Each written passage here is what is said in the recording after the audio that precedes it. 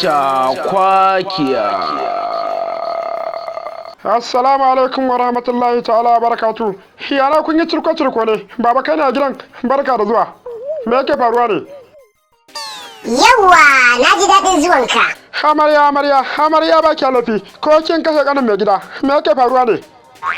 Mai gida, yau sai dai a yi ta ƙare, domin gaskiya ni dai na gaji.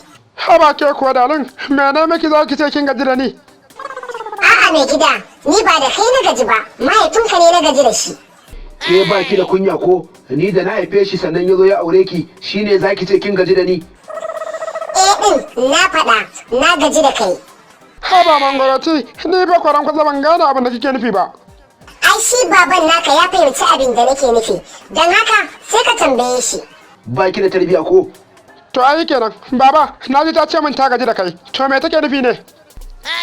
Kai wa da irin lusarin banza ne, matar ka ce za ta dinga juya ka? Mai gida tun da shi ba zai maka bayani ba, ni bari ne maka bayani. Yawa, to yar albakalle, ina jin ki. Abin da nake nufi a yau din nan shine ɗinka, sai dai ka zaɓi ɗaya daga cikinmu. Don gaskiya na gaji da wannan abin da yake min, san ba zan iya ba.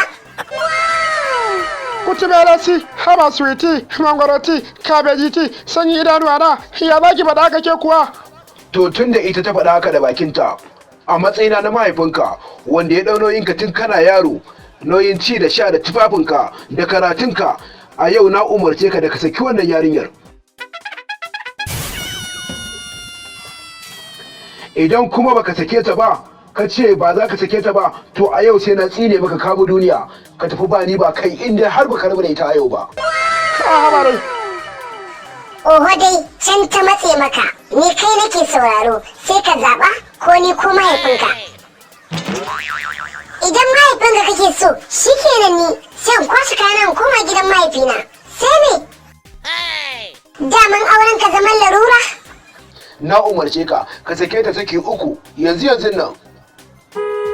Haba dai, da na rasa ki ai gara na rasa hi. Inna lillahi wa inna ilaihi raji'un. Yanzu kai matarka tafi mahaifinka? Matarka zaka dauka ka kyale ni? To shikenan. Haba baba, kai ina rabu da kai, iya daren dadewa wata ran sai na dawo gare ka. Ita ko da zara na rabu da ita, tana komawa gidansu, ko ran kwaza wani ne zai aure ta. Ni kuma ba na so na rabu da ita.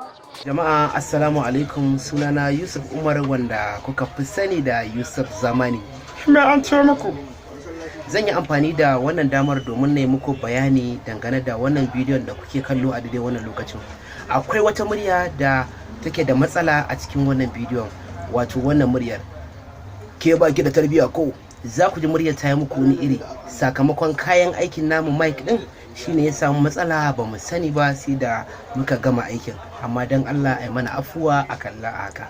In ya sunan gaba za mu kawo muku canji da gyara. Mun gode. Ku danna mana subscribe, ku danna ƙararrawa, kuma ku ci gaba da kasancewa tare da mu. To jama'a, domin kasantuwar ku cikin jagwalkwalin nishadi, ku kasance tare da Yusuf Zamani Record TV.